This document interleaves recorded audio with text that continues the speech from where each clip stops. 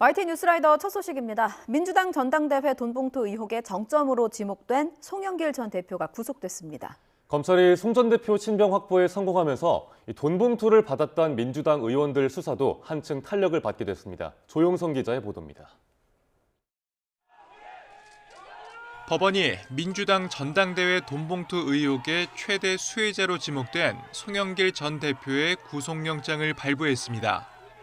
재판부는 거액의 불법 정치자금을 수수하고 당대표 경선과 관련한 금품 수수에 일정 부분 관여한 점이 소명된다고 밝혔습니다.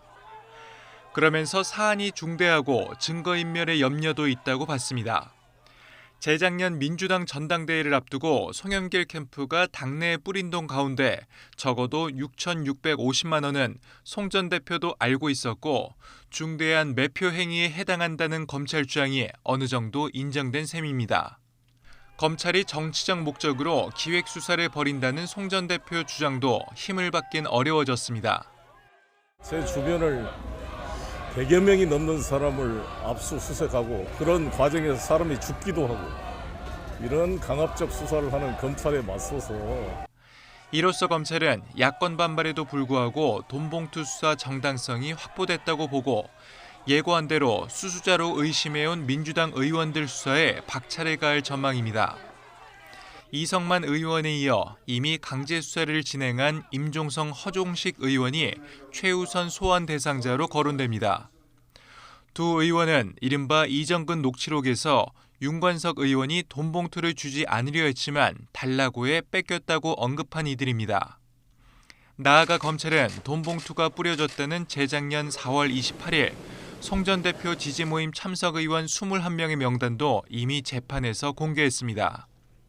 검찰은 추가 강제 수사 가능성을 열어놓고 구속된 송 전 대표를 상대로 실제 돈봉투를 수수한 의원을 교차 검증할 것으로 보입니다.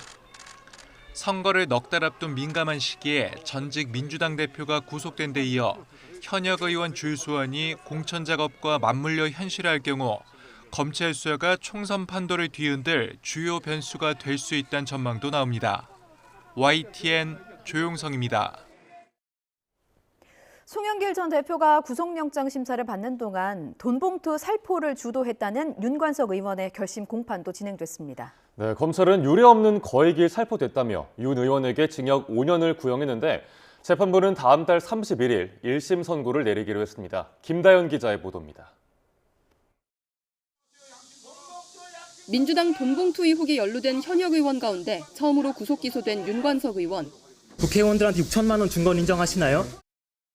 검찰은 윤 의원을 송영길 전 대표 당선을 위해 돈봉투 살포를 기획한 주도자로 지목했습니다. 윤 의원이 경쟁 후보 캠프에서 돈을 뿌리고 있으니 우리도 돈을 주자며 제안한 정황이 담긴 녹취록을 법정에서 공개하기도 했습니다. 검찰은 윤 의원이 돈봉투 살포를 위해 6천만 원을 수수한 혐의를 적용했지만 윤 의원은 100만 원짜리가 든 돈봉투 20개를 받아 전달을 논의했다며 혐의 일부만 인정했습니다. 기소 넉 달 만에 마무리 절차에 들어간 재판에서 검찰은 윤 의원에게 징역 5년을 선고해달라고 재판부에 요청했습니다. 대의민주주의 근간을 훼손한 사건이라며 수수한 금품이 6천만 원으로 유례없을 정도로 크다고 강조했습니다. 또 지지율이 접전인 상황에서 범행을 통해 결국 경선 승리를 거두는 등 전당대회에 미친 영향도 지대해 중형이 불가피하다는 겁니다.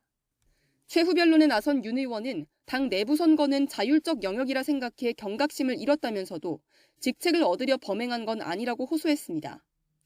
검찰은 자금 조달을 공모한 혐의로 함께 재판을 받는 강래구 전 한국감사협회장은 범행 대부분을 부인하고 책임을 미룬다며 징역 3년과 벌금 1,000만 원을 구형했습니다. 법원은 윤 의원과 강 전 협회장의 1심 선고를 다음 달 31일 오후 2시에 진행하기로 했습니다. 돈봉투 의혹에 연루된 현역 의원에 대한 첫 법원 판단으로 정치권에 미칠 파장이 주목됩니다. YTN 김다현입니다. 윤석열 대통령이 검찰총장 시절 받은 정직 2개월의 징계가 정당했는지 판단하는 행정소송의 2심 결과가 오늘 서울고등법원에서 나옵니다. 윤 대통령은 추미애 전 법무부 장관 시절인 2020년 재판부 사찰 의혹 문건을 작성 배포하고 검사로서 정치적 중립을 훼손했다는 이유로 법무부에서 정직 2개월의 징계 처분을 받았습니다.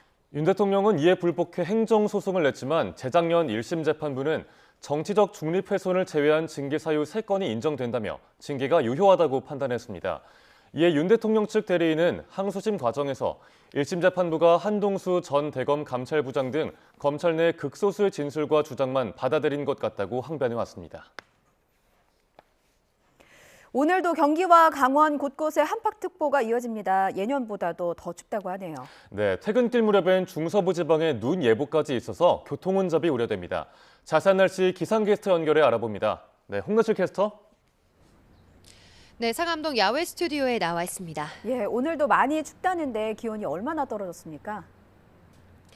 네, 오늘 아침 기온 자체는 어제보다 높지만 체감 추위는 여전합니다.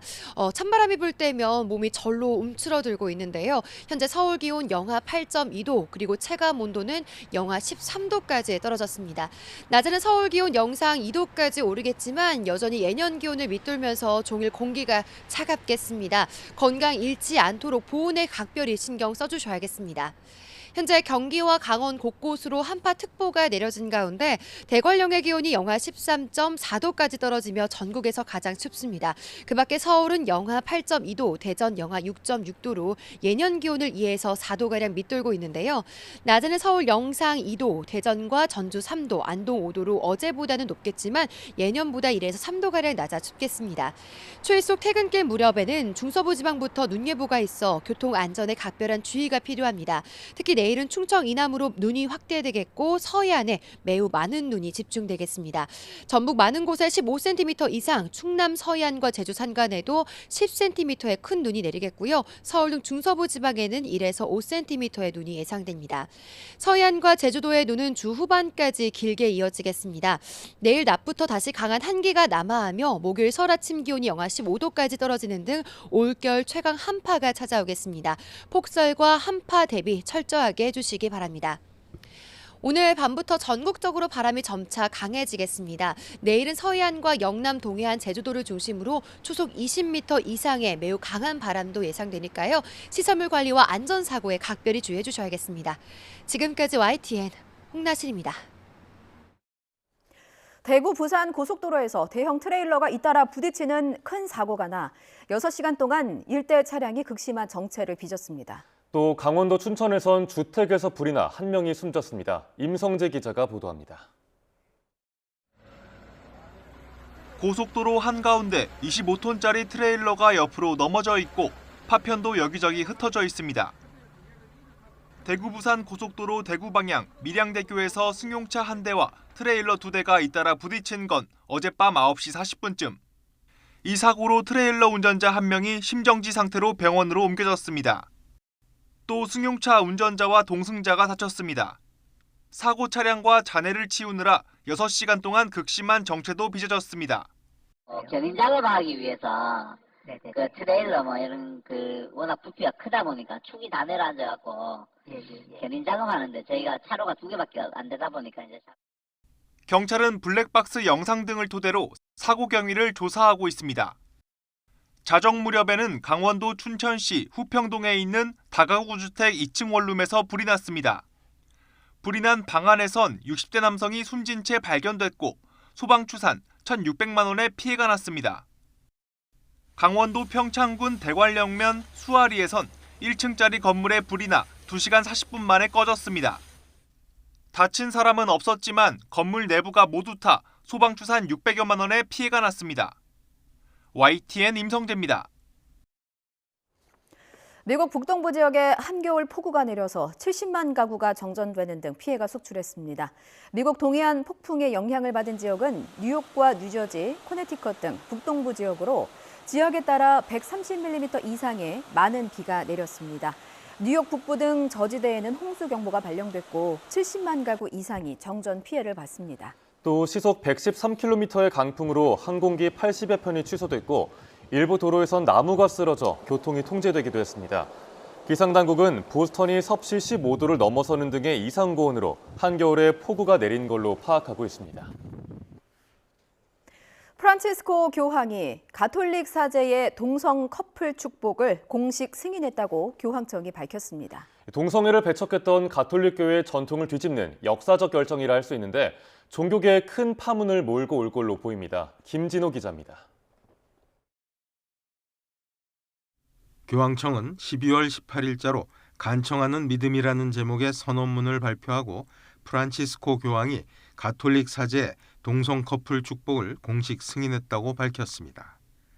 교회의 정규 의식이나 미사 중에 동성 커플에 대한 축복을 거행해선 안 된다는 단서가 붙긴 했지만 동성애를 배척했던 가톨릭 교회의 전통을 뒤집는 결정입니다.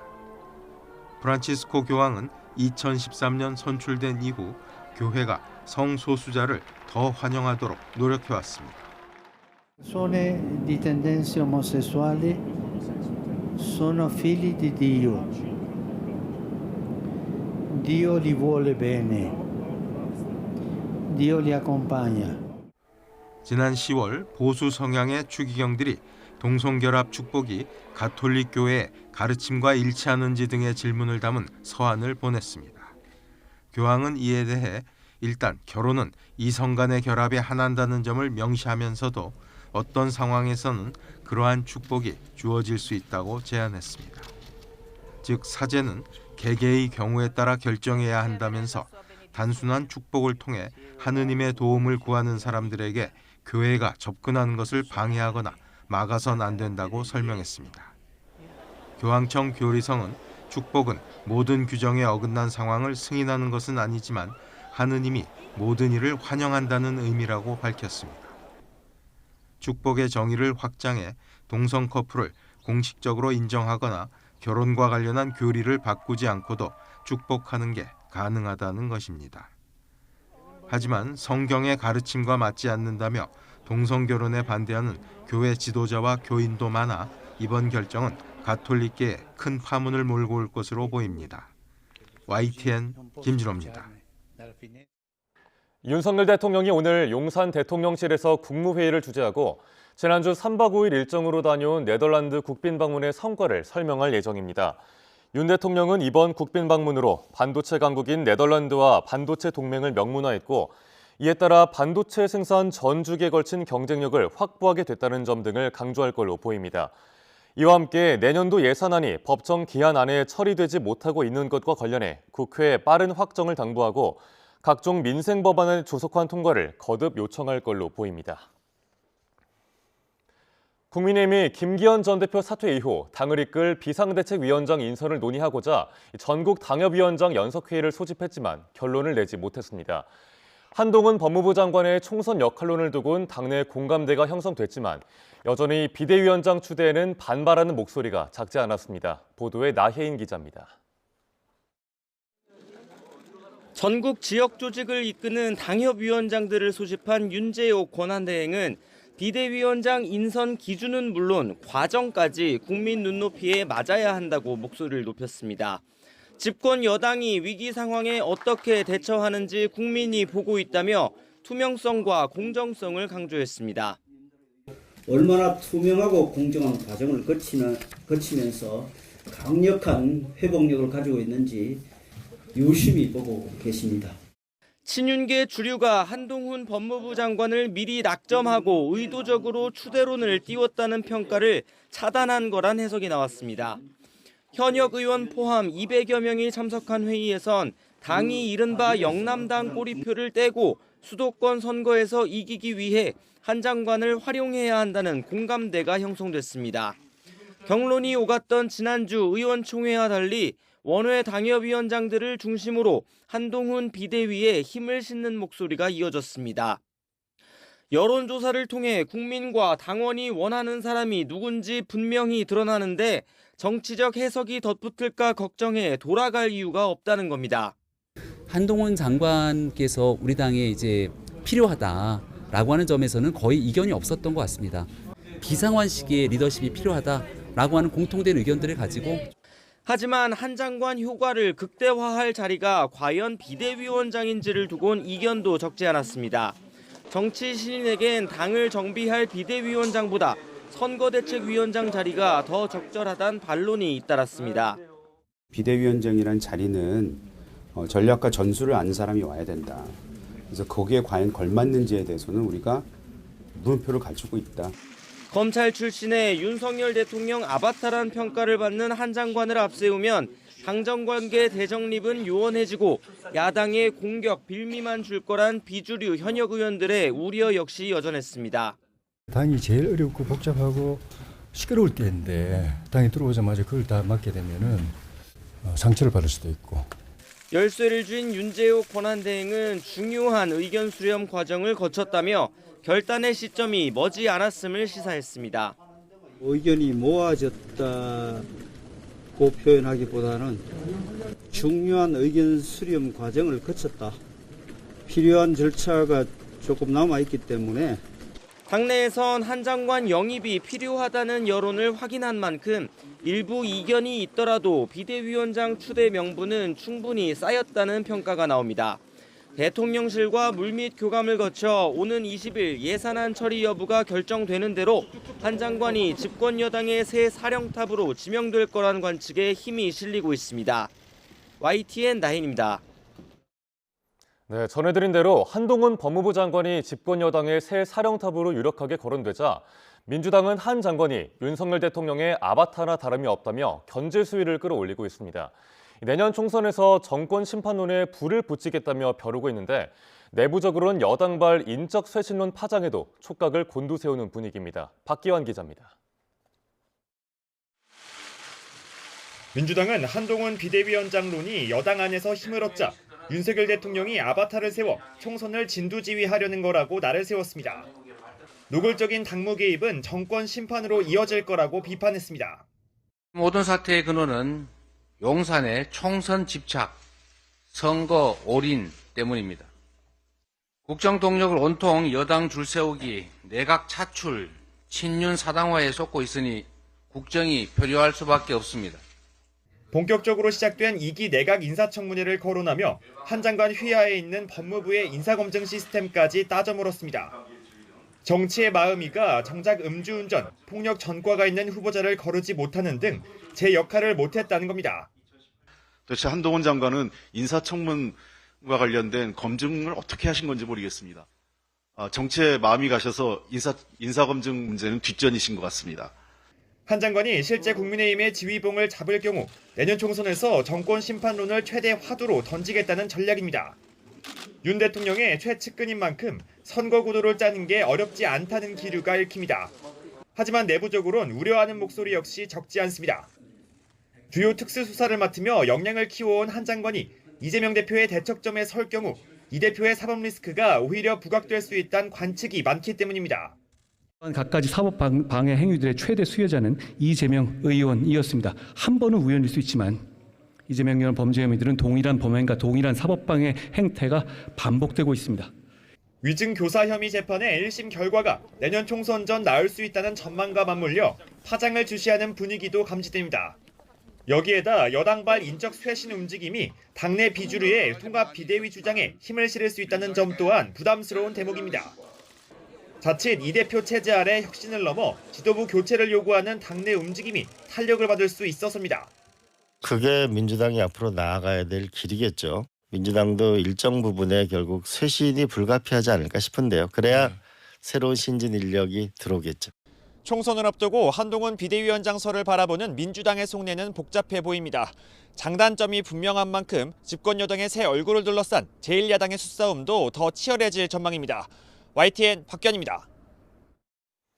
한편 여권발 인적 쇄신 논의가 당내 혁신 요구로 이어지며 거센 압박을 받고 있는 민주당 이재명 대표가 이른바 3총리 연대설의 한 축인 김부겸 전 총리를 만났습니다. 내일 정식 회동을 앞두고 김대중 전 대통령 관련 행사에 함께 참석한 건데 이낙연 전 대표를 견제한 거란 분석이 많습니다. 김대겸 기자의 보도입니다. 이재명 대표와 김부겸 전 총리가 만난 곳은 야권에선 통합의 상징처럼 여겨지는 김대중 전 대통령 관련 행사였습니다. 김 전 총리는 최근 신당 창당을 선언한 이낙연 전 대표와 당내 비주류 측의 통합 비대위 요구를 염두에 둔 듯 이 대표에게 큰 폭의 행보를 당부했습니다. 얼마나 어렵게 만들어진 이 정치적 큰 흐름입니까? 그 민주당을 중심으로 한 그동안의 이런 역사를 그걸 더 큰 물줄기를 만들어 주셨으면 좋겠다. 이 대표는 민주주의와 민생경제를 살리기 위해 모두가 힘을 합칠 수 있도록 노력하겠다며 통합에 방점을 찍었습니다. 지금 상황에서 가장 중요한 것은 민주주의와 민생경제의 퇴행을 막는 것입니다. 백지장도 맞들어야 되는 상황이어서 모두가 함께 힘을 합칠 수 있도록. 내일 정식 회동을 앞두고 굳이 사전 환담을 공개한 건 앞서 이낙연 전 대표가 언급한 삼총리 연대설을 염두에 둔 행보란 분석이 우세합니다. 이 대표가 오는 28일 정세균 전 총리와의 회동까지 예고하며 이른바 이낙연 고립작전에 속도를 내고 있다는 겁니다. 이낙연 전 대표도 좀 서두르고 명분 제시가 부족하고 과연 그 길이 정답인가에 대한 고민이 있습니다만 당내에서 다루는 방식도 저렇게 하면 안 되고 당 대표도 좀 나서야죠. 애초 명락회동 성사 가능성도 거론됐지만 이낙연 전 대표는 일정상 이유로 같은 시각 시사회에 참석하지 않았습니다. 사실상 이재명 대표와 회동을 피한 것 아니냐는 해석이 나왔는데 당내에선 이 전 대표를 향한 비판 여론이 확산하고 있습니다. 초선들이 주도한 신당 반대 연서명에는 현역 의원 110여 명이 동참했고 원외 예비주자들도 분열은 필패라며 이 전 대표 규탄에 가세했습니다. 헛된 정치적 욕망으로 자신의 역사와 민주당의 이름에 먹칠을 하고 선후배 동지들에게 깊은 상처를 주고 있습니다. 하지만 비주류 의원 모임인 원칙과 상식은 민주당 의원들이 하나가 돼 이 전 대표 짓누르기에 여념이 없다며 신당을 막기 위한 통합비대위로의 전환을 거듭 촉구했습니다. 압박과 반박이 이어지며 당내 갈등의 골이 깊어진 가운데 이 전 대표는 금태섭, 양양자 등 제3지대와의 접촉면을 넓히며 신당의 불씨를 키워가고 있습니다. 당 안팎에선 이재명 대표가 김부겸, 정세균 두 전직 총리와 한자리에 서는 것만으로도 삼총리 연대설은 어느 정도 잠재울 수 있을 거란 전망을 내놓고 있습니다. 하지만 이낙연 전 대표의 신당을 끝내 막지 못한다면 통합이란 목표는 반감될 수밖에 없다는 지적도 만만치 않습니다. YTN 김대겸입니다.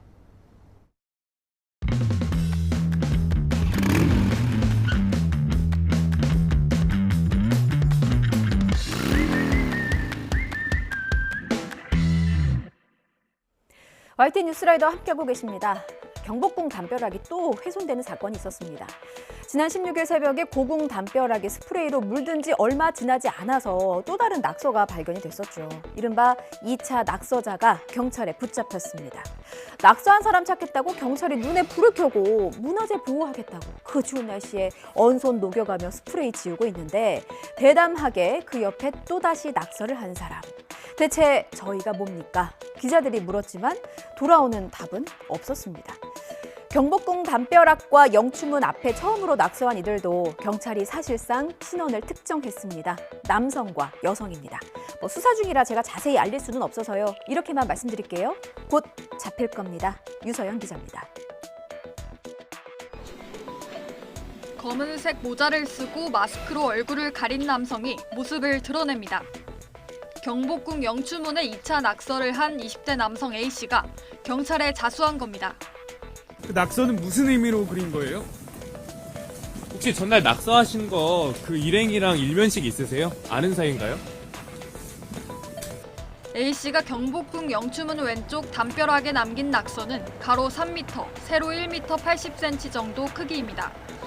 현재는 가려져 있는 상태이지만 국내 가수와 앨범의 이름을 붉은색 스프레이로 쓴 것으로 파악됐습니다. 이런 가운데 경찰은 경복궁 담벼락과 영추문 옆에 처음으로 낙서를 남겨 훼손한 남성과 여성을 사실상 특정해 추적하고 있습니다. 이들이 택시를 타고 이동한 사실을 파악하고 승하차 기록 확보를 위해 압수영장도 신청했습니다. 경찰 관계자는 문화재 훼손을 심각한 범죄로 보고 있다며 엄정 대응할 방침이라고 밝혔습니다. 50명 넘은 부상자를 낳은 인천 호텔 화재 당시의 모습입니다. 화염의 기세가 얼마나 거셌던지 소방관들의 호수도 속수무책이었습니다.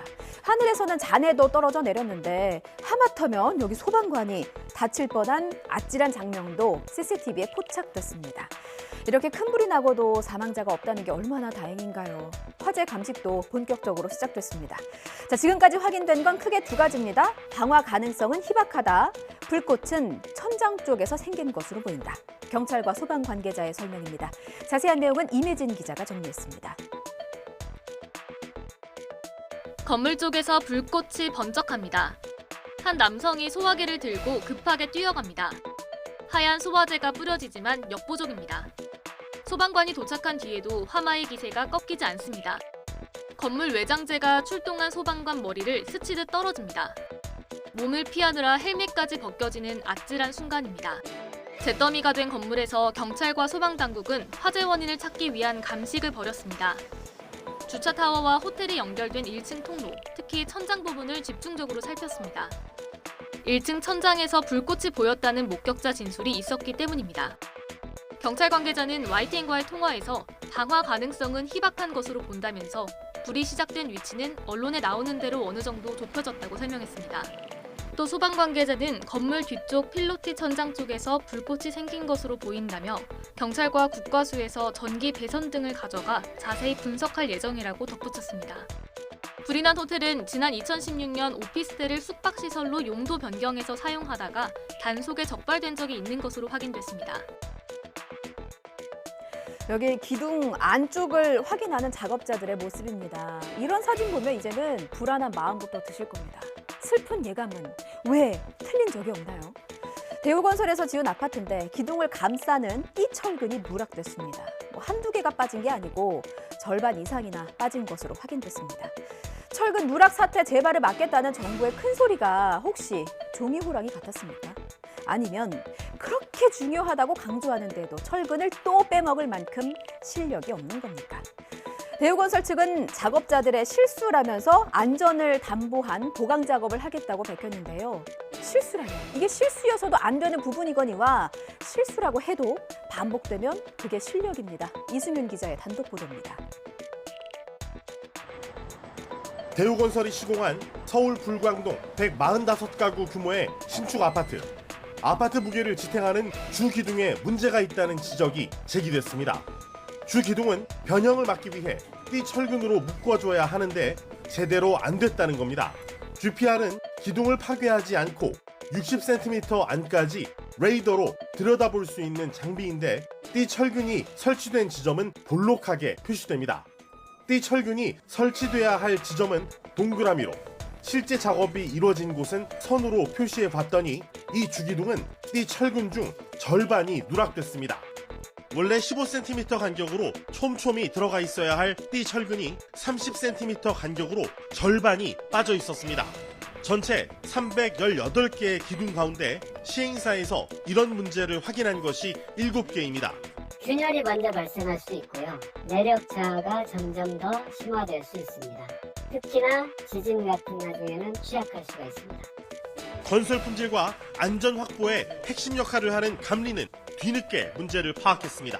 그러면 검사를 한 다음에 하는 거죠. 안전 검사를 해서 하는 거고 실제로 미리 알지는 못했습니다. 대단히 죄송하게 생각하고 있습니다. 회사에서는 이러한 문제가 재발되지 않도록 현장 관리 시스템을 개선하는 등 최선의 노력을 기울이도록 하겠습니다. 건물 전체를 저희에게 무리한 금액으로 인수해가라고 요구하고 있기 때문에 저희는 받아들일 수 없는 상황입니다. 시행사 측은 보강 작업으로는 안 된다며 감리와 대우건설을 고발한다는 방침입니다. 안전상에 저희는 인정을 할 수가 없고요. 그래서 저희는 전면 재시공을 요청을 드렸었고, 정부는 최근 철근 누락 사태 재발을 막기 위해 고강도 대책을 내놨습니다. 건설 현장에 대한 감독 체계 강화를 통해 부실 시공을 원천 차단토록 하겠습니다. 무게 100kg짜리 반달 가슴곰이 탈출해 사살됐습니다. 개인이 사육시설을 갖추고 키우던 곰이었습니다. 오래돼서 낡은 시설을 뜯어내고 탈출했는데 반달 가슴곰에게 주어진 자유시간은 딱 2시간이었습니다. 안전을 우려해서 사살해야만 했거든요. 자, 이 농장에는 90마리가 넘는 곰이 있습니다. 탈출하고 사살되고 탈출하고 또 사살되고 악순환의 굴레 언제까지 돌아야만 합니까? 곰 사육을 금지해야 한다는 목소리도 크고 법제화도 추진되고 있지만 관련 법안은 국회에 계류된 상태입니다. 이 국회에 갇힌 법안도 철창에 묶인 곰들도 이제는 좀 자유로워하지 않겠습니까? 동물과 인간이 건강하게 공존하는 법 진지하게 모색할 때입니다. 보도에 이상곤 기자입니다. 경찰과 소방관들이 손전등을 비춰가며 곰 사육 농장으로 향합니다. 잠시 뒤 우리 밖에 있던 무게 100kg짜리 반달 가슴곰이 엽사가 쏜 총에 맞아 죽었습니다. 곰이 농장주에게 달려드는 아찔한 순간도 있었지만 다행히 인명피해는 없었습니다. 농장에서는 90마리 넘는 곰이 사육되고 있었는데 낡은 사육장 곳곳이 녹슬거나 부식된 상태로 조사됐습니다. 이게 또 탈출을 언제 할지 모르잖아요. 지금 저기 헌게 오래돼가지고 이게 탈출을 했으니까 위험한 상태거든요. 우리는 불안해서 못 살죠. 지난해 12월 울산의 한 무허가 농장에서 키우던 곰들이 탈출해 농장 부부가 숨지는 등 곰 탈출 사건은 흔치 않게 일어나고 있습니다. 웅담 채취용과 전시 관람용 등 전국에 있는 곰 사육 농가는 21곳.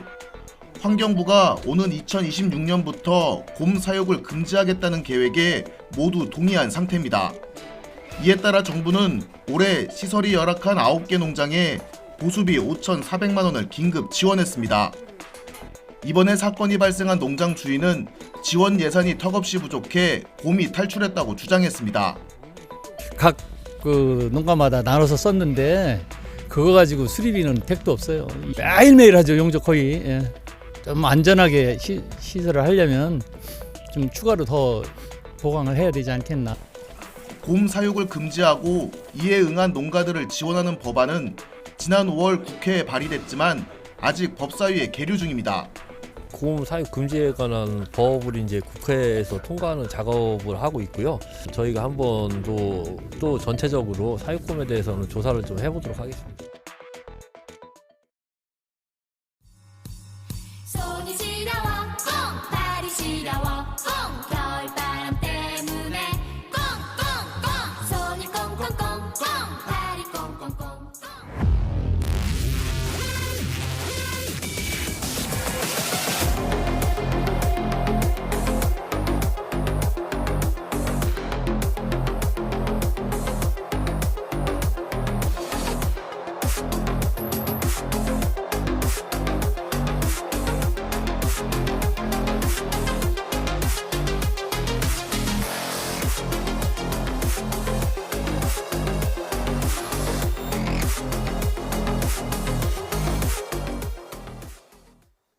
이 매서운 겨울 한파가 찾아오면 건강관리에 비상이 걸립니다.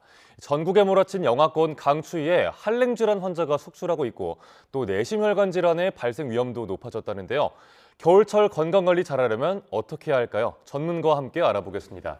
을지대병원 가정의학과 오한진 교수 나오셨습니다. 교수님 어서 오세요. 네, 안녕하세요. 제가 주말에 친구들 만나러 가는데 흔히 네. 그 귀가 떨어진다고 하잖아요. 정말 춥더라고요. 네. 맞아요. 근데 이번 주 후반으로 갈수록 날씨가 더 추워진다고 하는데 그런 네. 만큼 요즘에 응급실에 한랭질환 환자가 늘어났다고요. 네, 뭐 이미 그 행정안전부 중대본에서 발표를 했는데요. 네. 17일 오후 6시 기준으로 그날 하루 발생한 한랭질 환자가 6명이라고 나왔어요. 15일 날 하루에는 1명밖에 발생하지 않았거든요. 그러니까 날씨가 추워지면서 엄청나게 많이 늘었는데 이것뿐만 아니라 그래서 1일부터 17일까지 확인해 본 한랭 질환자 수는 48명으로 확인이 됐거든요. 네. 또 질병관리청도 응급실 관리 체계를 통해서 한랭 질환자를 확인하고 있는데 1일부터 12일까지 확인한 한랭 질환자가 39명으로 확인이 됐습니다. 이것은 작년에 비해서 14.7% 증가한 것으로 확인이 됐고 네. 이 중에 65세 이상의 어르신들이 64.1%를 차지해서 대부분 노인이구나 이렇게 알 수 있었고 네. 이들 중에 대부분은 또 저체온증으로 확인이 됐습니다. 네. 그리고 또 며칠 전에 전북 무주에서 치매를 앓던 80대 어르신이 밖으로 나가셨다가 안타깝게 저체온증으로 숨지는 사고가 또 있었더라고요. 네네. 이렇게 노인분들이 특히 한랭 질환에 더 취약한 이유는 뭔가요? 우선 노인들은 이 덥고 춥고에 대해서 별로 불평을 잘 안 하십니다. 네. 말씀을 잘 안 하시고 또 나이가 들면 피부가 좀 처지잖아요. 이렇게 되면서 이 표피 면적이 늘어납니다. 이렇게 되면 우리 몸에서 체온 손실이 훨씬 더 빨라지고요. 또 피하지방층이 많이 얇아지죠. 네. 이러면 우리 몸의 온도를 이렇게 막아주는 체온 소실을 막아주는 능력이 떨어져요. 그래서 체온의 손실도 많아지고 막을 수 있는 힘도 떨어지기 때문에 노인들이 이런 한랭 질환에 더 취약한 겁니다. 그 피부가 늘어나는 게 영향이 있는지는 몰랐습니다. 네. 근데 한랭 질환을 찾아보니까 종류가 좀 이것저것 많더라고요. 네, 정확하게 네. 어떤 것들이 있는지 한번 짚어주시죠. 뭐 잘 아시다시피 동상이라는 예. 거 아시죠? 이거는 그 갑자기 너무 추운 추위가 오면 피부가 얼어서 생기는 질병이고요. 네. 동창이라는 게 있는데 이것은 약한 추위, 즉 뭐 너무 심하지 않은 추위에 자주 오랜 시간 동안 노출이 되면 피부에 염증이 생기는 것을 말하고 네. 참호족, 침수족 이런 이제 질병도 있는데 발이나 손이 10도 이하의 습기가 많은 곳에 계속 노출이 되면 이 피부가 물러져 버리는 이런 질병을 말합니다. 또 네. 심부 체온이 35도 이하로 떨어지는 저체온증도 있죠. 예. 이 저체온증은 뭐 생명을 앗아갈 수도 있기 때문에 아주 위험하지 않습니까? 이런 질병들을 통틀어서 한랭 질환이라고 합니다. 왜 바깥에 좀 추울 때 오래 있으면 발이 살짝 간질간질하면서 네, 그런 네, 걸 네. 느낄 때 흔히들 동상 아닌가 하는데 그거는 동창으로 좀 구분이 돼야 되는 게 맞는 건가요? 그렇습니다. 예. 사실 뭐 동상은 급격히 추운 추위에 갑자기 노출되면서 피부가 얼었다 녹아서 가려워지는 거거든요. 예. 근데 발은 사실 그렇게 심한 추위에 노출되는 경우가 별로 없으니까 네. 이것은 이제 뭐 동창이냐 이렇게 구별할 수가 있겠습니다. 네, 알겠습니다. 근데 열흘 전에 제가 그 최고 기온, 최저 기온을 찾아봤더니 네. 오늘이랑 거의 20도 가까이가 차이가 나더라고요. 이렇게 네. 열흘 만에 날씨가 급격하게 바뀌면서 변덕도 심하고 좀 이렇게 날씨의 변화폭이 높으면 더 좀 한랭 질환에 취약할 수 있고 위험할 수 있다는 얘기가 있더라고요. 그렇죠. 계속 추우면 사실 옷을 단단히 입고 준비를 하고 나가지 않습니까? 그런데 추웠다 더웠다 하면 옷을 어떻게 입어야 될지 좀 헛갈리기도 맞습니다. 하고 방심할 수가 있죠. 그러다 보니까 대비를 할 수 없는 상황이 올 수 있고 이런 대비할 수 없는 상황에서 추위에 노출이 되면 이런 한랭 질환이 생기기가 쉽겠죠. 네. 또 이럴 때 이제 수분 섭취도 많이 부족할 수가 있어요. 네. 우리 추워지면 금세 얼굴이 뭐 메마르다, 예. 건조하다 이런 느낌 막 드시지 않습니까? 바로 피부에서 수분 이 손실이 많기 때문이거든요. 그럼 수분 섭취도 좀 잘 해주는 게 좋겠네요. 그렇습니다. 네, 알겠습니다. 근데 앞서 말씀드릴 때 뭐 고령의 노인분들이 주로 걸린다고는 했지만 네. 이게 중장년층이라고 안 걸리는 건 아니잖아요. 네. 좀 우리가 무심코 하고 있는 생활 습관들 중에 좀 위험한 게 있을까요? 있죠. 우선 뭐 연말 연시에는 얼마나 회식 장소가 많습니까? 맞습니다. 예, 뭐 안 갈 수도 없고 예. 가면 또 한 잔씩 하시잖아요. 네. 이게 술이 취하면 내가 추운지를 잘 못 느끼는 경우가 꽤 있어요. 열이 나지 않습니까? 바로 떠오르는 것 같습니다. 네. 아마 술 하시는 분들은 금세 느끼실 텐데 그랬다가 금방 추워지는 게 이제 다시 느껴질 수가 있고요. 이러니까 한랭 질환에 노출이 되기가 쉽고 두 번째는 춥다고 이제 준비를 단단히 하고 가세요. 그래서 여성분들은 꽉 끼는 이제 부츠나 또 남자분들도 두꺼운 양말 이런 네. 걸 신고 이제 나가시는데 사실 따뜻한 곳에 있을 때는 이게 필요 없는 것인데도 불구하고 그렇게 신고 나갔으니까 네. 따뜻한 곳에서 땀이 났다가 갑자기 추운 곳으로 나가게 되면 이 땀이 금방 식으면서 얼게 되죠. 네. 그래서 이런 이 너무 두꺼운 양말이나 꽉 끼는 부츠 같은 경우가 쉽게 발에 동상이나 동창 같은 것을 유발할 가능성이 있거든요. 네. 좀 주의가 필요합니다. 네, 그럼 말씀해주신 그런 습관들은 좀 피하면서 네. 이제 좀 한랭 질환에 안 걸리도록 노력을 해야 될 텐데 만약에 좀 발생을 했다, 걸렸다, 그럼 그때는 어떻게 해야 됩니까? 사실 뭐 한랭 질환에 노출이 됐다, 그래서 온도가 너무 떨어진 것 같다, 뭐 동상이 생긴 것 같다 이럴 때는 병원을 빨리 가시는 게 가장 좋습니다. 하지만 이제 뭐 예방이 가장 좋은 그 방법 아니겠습니까? 예. 이런 걸 피하는 것이 가장 좋죠. 그래서 우선은 따뜻한 옷차림을 하는 것이 좋은데 따뜻한 옷차림이라는 것이 막 무조건 잔뜩 끼어 입는 것이 아니라 네. 얇은 옷을 한 두세 겹 끼어 입는 것이 두꺼운 옷 하나 입는 것보다 훨씬 낫다고 알려져 있으니까 이런 것을 좀 잘 하시는 게 필요하고 두 번째는 이 만성 질환자들 또 기저 질환자들은 이런 추운 자리는 좀 피하시는 게 도움이 되겠죠. 네. 또 추위가 가장 많이 느껴지는 곳이 어디냐 하면 목 부위와 머리 그다음에 손발입니다. 그래서 네. 이런 부위를 잘 좀 감싸셔야 돼요. 목도리를 하시고 또 연세가 드신 분들은 모자를 잘 쓰시는 게 굉장히 중요하고요. 네. 너무 추울 때는 장갑이라든지 뭐 발토시 이런 것들도 필요하겠습니다. 네, 알겠습니다. 그런데 이게 겨울철에 한랭 질환만 발생하는 게 아니라 심장이나 뇌혈관 질환도 많이 발생한다 이런 뉴스도 많이 나오잖아요. 네네. 주변에서 좀 추워지면은 급격하게 뭐 뇌졸중으로 쓰러지셨다 이런 얘기가 심심치 않게 들리는 것 같아요. 맞습니다. 이 뇌졸중은 평균 5분에 1명이 생긴다고 하고 5분에 1명이요? 네. 이 뇌졸중으로 인해서 사망하는 사람은 20분에 1명꼴로 나온다고 그래요. 그러니까 굉장히 심각한 상황이죠. 예. 이 뇌졸중은 사실 이 뇌경색과 뇌출혈을 합해서 이야기를 하거든요. 네. 이 뇌경색과 뇌출혈은 다 뇌혈관에 문제가 생기는 거 아니겠습니까? 네. 이렇게 날씨가 추워지면 혈관이 수축하면서 기저질환으로 고혈압, 당뇨병이 있는 분들은 이 뇌경색이 생길 가능성이 굉장히 높습니다. 네. 그렇기 때문에 이 기저질환이 있는 분들은 이 추운 날씨를 더 조심하시고 따뜻하게 잘 만드셔야 할 거로 생각이 됩니다. 그럼 뇌졸중 예방을 위해서는 혈관 건강 관리가 굉장히 중요하겠네요. 네네, 맞습니다. 사실 이렇게 날씨가 추워지면 아까도 말씀드렸지만 수분 소실이 많다고 그랬잖아요. 네. 그러면서 혈액 속에서도 수분이 소실이 되고 그러면서 혈액이 좀 더 끈끈한 상태, 즉 뭐라고 그러죠?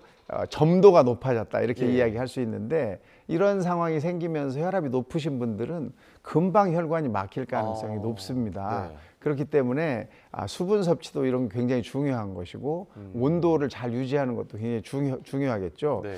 뇌졸중 환자의 약 60-70%는 이미 고혈압을 가지고 있었다 이렇게 확인이 되고 있고요. 이 고혈압 환자가 뇌졸중이 일어날 확률은 일반인에 비해서 4배에서 5배가 높다 이렇게 알려져 있기 때문에 네. 이런 분들은 좀 더 주의가 필요합니다. 그런데 이 뇌졸중이 아침 저녁으로 좀 일교차가 큰 날에 영향을 준다. 뭐 이것도 네. 좀 설명 부탁드립니다. 그렇죠. 이 온도가 이제 충분히 따뜻할 때는 혈관도 정상적으로 유지가 되고 혈압도 잘 조절이 될 수 있는데 네. 추워지면서 이렇게 수분도 좀 날아가게 되고 그다음에 혈관도 수축하게 되면서 혈압이 더 많이 올라가고 네. 또 혈전이 잘 생기기 쉬운 그런 상황이 만들어지기 때문에 뇌졸중이 발생할 가능성이 높아지는 거거든요. 예. 그래서 온도차가 많이 날 경우에 더더욱이 몸을 따뜻하게 하는 기능도 자꾸 떨어질 수 있어요. 왜냐하면 방심할 가능성이 높거든요. 그래서 이런 경우에 더 생길 수 있기 때문에 몸을 항상 좀 기저질환이 있는 분들은 좀 주의가 필요합니다. 예, 그럼 방금 말씀해주신 그 방심하기 쉬운 겨울철 상황이 있다면 어떤 때가 있을까요?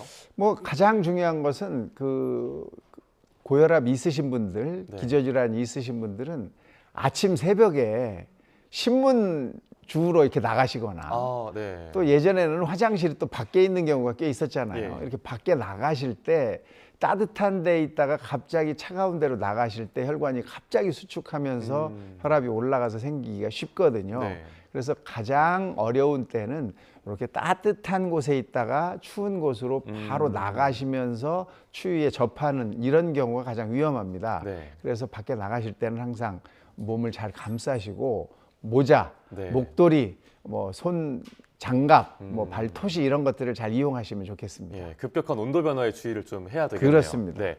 그런데 뇌졸중이 미리 위험 증상을 좀 우리 몸에서 알아챌 수 있는 신호가 따로 있나요?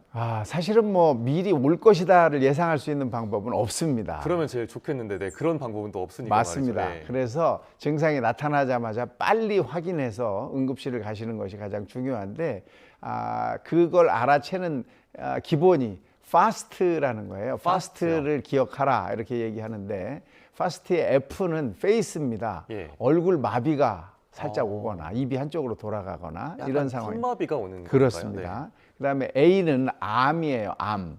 팔입니다. 팔에 마비가 오거나 또는 증상이 뭐 쩌릿쩌릿한 느낌이 온다든지 그다음에 네. S는 스피치입니다. 말이 어눌해져. 혀가 잘 안 돌아가고 내가 말을 하고 싶은데 말이 잘 안 나오거나 또 마지막에 이제 T는 타임인데요. 네. 골든 타임이 4시간 반 정도 됩니다. 그러니까 이런 증상이 나타났을 때는 바로 119에 신고해서 네. 응급실로 바로 달려가셔야 합니다. 파스트를 반드시 기억하셔서 네. 얼굴과 그다음에 팔과 또 말이 어눌해지시면 네. 금세 응급실로 가셔야 한다는 걸 기억하시면 좋겠습니다. 예, 알겠습니다. 방금 말씀해 주신 파스트 꼭 기억하도록 하겠습니다. 네. 그런데 이런 뇌 관련 질환이 무서운 게 갑자기 찾아와서 빠른 시간 안에 급속도로 악화될 수 있다는 거잖아요. 그렇죠. 그럴 때 좀 그런 심폐소생술 CPR 배워두는 것도 굉장히 중요할 것 같아요. 요즘에는 뭐 직장인들은 거의 다 배우시는 것 같고 네. 직장이 아니고 이제 자영업을 하시는 분들도 굉장히 관심이 많게 이걸 보시는 것 같아요. 또 예. 학생분들은 학교에서도 많이 교육이 되는 것 같거든요. 이 심폐소생술이라는 것은 누구라도 주변에 이런 일이 생겼을 때 네. 도와줄 수 있는 가장 중요한 일이기 때문에 예. 한 번쯤 관심을 가지시고 좀 배워두시면 좋을 것 같고요. 네. 인터넷에 이 심폐소생술 교육장 이렇게 치시면 아마 금세 찾으실 수 있을 겁니다. 네. 관심 가지시고 한 번쯤 배워보시면 좋을 것 같습니다. 예, 알겠습니다. 오늘 이렇게 말씀 들어보면서 뭐 한랭 질환 예방법 또 다른 뭐 뇌졸중 이런 예방법들을 들어봤는데 이 끝으로 겨울철 건강관리 요약본으로 이렇게 해라 한번 네. 조언해 주신다면요. 우선 가장 중요한 것은 체온 조절입니다. 네. 그래서 너무 추운 곳에 갑자기 나가시는 거 이거 삼가셔야 되고 또 너무 날씨가 추울 때는 외출을 자제하시는 게 좋겠고요. 나가실 때는 목도리, 모자, 손 장갑, 발토시 이런 걸 잘 이용하시면 좋겠고 네. 또 이럴 때 수분 부족이 많이 생깁니다. 그래서 수분 자주 보충하시고 네. 충분한 수면과 충분한 휴식을 잘 취하시는 게 좋겠습니다. 또 급작스럽게 운동하시는 거 아주 좋지 않거든요. 이 추울 때는 실내 운동을 하시는 것이 좋겠고 네. 조금 자제하시면 도움이 되겠습니다. 예, 알겠습니다. 오늘 말씀 여기까지 듣겠습니다. 네, 지금까지 을지대병원 가정의학과 오한진 교수님과 이야기 나눠봤습니다. 말씀 감사합니다. 고맙습니다.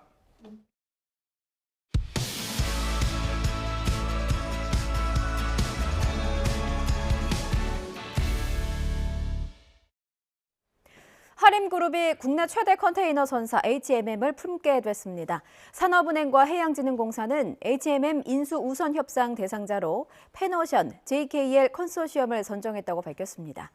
HMM 매각 대상 주식수는 채권단이 보유한 3억 9,879만 주, 인수가는 6조 4천억 원 수준으로 알려졌습니다. 하림그룹이 HMM 임수 작업을 성공적으로 마치면 자산이 42조 8천억 원으로 불어나게 되고요. 재계 13위로 14계단 뛰어오르게 됩니다. 보험사들이 상생금융의 방편으로 내년 실손보험료 인상률을 평균 1.5% 수준으로 낮췄습니다. 다만 가입 시기와 상품에 따라서 보험료 인하 혜택을 볼 수도 또 기대보다 높은 인상률을 적용받을 수도 있습니다. 나연수 기자가 보도합니다. 보험사들이 상생보험 7대 과제에 이어 가장 관심이었던 내년 실손보험료 인상 수준을 발표했습니다. 전체의 인상률 평균은 1.5% 수준으로 산출됐습니다. 14.2%, 8.9% 인상률과 비교하면 크게 낮아진 수치입니다. 다만 세대별 차이가 커서 1세대는 평균 4% 인하되는 반면 2세대는 평균 1%, 3세대는 평균 18% 인상되고 2021년 출시된 4세대는 동결됩니다. 같은 세대 안에서도 상품 갱신 주기와 종류, 가입자의 나이와 성별, 보험사별 손해율 등에 따라 적용되는 인상률은 다를 수 있습니다. 3세대 인상률이 유독 높은 건 손해율이 그만큼 크기 때문입니다. 올해 상반기 실손보험 손해율은 121% 이상인데 3세대 손해율은 지난해 131.4%를 기록한 데 이어 올해 상반기에는 156.6%까지 뛰어올랐습니다. 도수치료와 영양제 주사 등 일부 비급여 항목의 과잉 진료 탓입니다. 이 비급여 부분은 뭐 1세대부터 4세대까지 동일하게 또 문제가 되는 상황이기 때문에 문제가 되는 비급여에 대해서는 필요하다면 횟수 제한이나 아니면 좀 더 이제 백내장 같이 이제 필요하다면 이제 보험금 청구할 때 관련된 서류를 더 내게 한다든지. 자동차 보험에 대해서는 보험료 인하가 추진됩니다. 다만 인하 여부와 인하 폭, 시행 시기 등 세부 사항에 대해서는 개별 보험사가 결정합니다. 평균 2.5%에서 최대 3% 인하율이 예상되는 가운데 이르면 이번 주부터 발표가 이어질 전망입니다. YTN 나연수입니다. 지방 건설사들의 잇따른 부도와 중견 건설사의 워크아웃설까지 부동산 PF 부실 우려로 금융시장의 위기감이 고조되고 있습니다. 그동안 대주단 협약을 통해서 대출 만기 연장 방식을 취했던 금융당국도 본격적인 옥석 가리기를 예고했습니다. 엄윤주 기자입니다. 퇴임을 앞둔 추경호 경제부총리가 지난주 금융당국 수장들과 마지막으로 만난 자리에서도 후임자로 지명된 최상목 후보자가 인사청문회를 앞두고 내놓은 답변서에서도 빠지지 않고 언급한 것이 부동산 PF입니다. 부동산 PF 등 일부 취약 요인도 잠재해 있는 만큼 긴장의 끈을 한시도 놓지 않고 연말연시 시장 변동성이 커지지 않도록 고금리와 부동산 침체가 길어지며 위기감이 고조되는 와중에 최근 지방 건설사들이 잇따라 폐업하고 일부 중견 건설사들도 부도설에 휩싸였습니다. 실제 금융권 부동산 PF 연체율은 올해 들어 지난 9월까지 2배로 치솟았는데 2년 전과 비교하면 6배 이상 급증한 수치입니다. 금융당국도 태도를 바꿨습니다. 그동안 대주단 협약을 통해 대출 만기를 연장해왔지만 이제 본격적인 옥석 가리기에 나설 때라는 겁니다. 재무적 영속성에 문제가 있는 건설사라든가 금융사 등과 관련해서는 저희는 기본적으로는 시장 원칙에 따라서 적절한 형태의 어떤 조정 내지는 정리, 자기 책임의 원칙에 따른 어떤 진행 등이 불가피하다고 생각하고 회생이 어렵다고 평가되는 사업장은 애써 끌고 나가지 않겠다는 의지로 풀이됩니다. 대신 일부 사업장의 부실이 전체 시스템 위기로 번지지 않도록 시장의 연착륙을 유인한다는 계획입니다. 실질적인 옥석을 가리는 작업을 통해서 단순 유동성 부족 문제인지 아니면 사실상의 부실 문제가 있는지를 보다 명확하게 스크리닝하고 유동성 부분에 문제가 있는 경우에는 적극적으로 지원책을 마련하는 것 역시 필요한 것으로 생각됩니다. 따라서 앞으로는 시장 상황을 지켜보며 PF 사업장을 재평가하고 부동산 경기 회복이 늦어질 것에 대비해 금융회사들도 충분한 충당금을 적립하도록 유도할 방침입니다. YTN 엄윤주입니다. 이란 주유소의 70%가 소프트웨어 문제를 일으켜 운영을 멈췄습니다. 누군가의 사이버 공격 때문으로 추정되는데 이스라엘과 연계한 해킹 단체가 자신들이 배후라고 주장했습니다. 류지복 기자의 보도입니다. 불 꺼진 주유소 앞에 긴 줄이 생겼습니다. 한참을 기다려보지만 가동되는 주유기를 찾지 못한 채 결국 발길을 돌립니다. بوم بنزین نداره. الان بنزینمون تموم شده مجبور شدیم دیگه زمینگیر شدیم دیگه. هیچ جا نمیتونیم. کارامون هم خوابیده. 이란 전체 주유소 3만 3천여 곳 가운데 70%가 운영을 중단했습니다. 소프트웨어가 문제를 일으켰기 때문입니다. 이란 당국은 국민에게 동요하지 말 것을 주문했습니다. 주유소 대란의 배후로 이스라엘과 미국을 지목했습니다. دشمن صهیونیستی آمریکا چون در جبهه‌های دیگه ضربه خوردن می‌خواستن از این طریق مردم رو دچار چالش و زحمت کنن. 실제로 이스라엘과 연계한 프레데터리 스페로란 해킹 단체가 이번 공격의 배후임을 자처하고 나섰습니다. 이란 전역의 석유 펌프 시스템을 공격했다며 이란과 대리 세력의 공격에 대응하는 차원이라고 주장했습니다. 이번 공격은 맛보기에 불과하다고 밝혀 또 다른 공격 가능성도 내비쳤습니다. 이 단체는 지난 2021년에도 연료 배분 시스템을 사이버 공격해서 주유소를 마비시켰으며 지난해 철강 회사를 해킹하기도 했습니다. YTN 유재복입니다. 멕시코 중부 과나후아토주에서 미성년자를 포함해 젊은이 12명이 파티를 벌이다 괴한의 총격을 받고 숨졌습니다. 멕시코 연방정부는 과나후아토주 살바티에라의 숙박과 연회시설 파티장에 괴한이 침입해 마구 총을 쐈다고 밝혔습니다. 이 총격으로 17살에서 35살 사이 남녀 12명이 목숨을 잃었고 10여 명은 다쳤습니다. 파티장엔 50여 명이 있었는데 괴한 6명이 중앙 테라스로 몰래 들어와 참석자들을 향해 총을 쏜 걸로 전해졌습니다.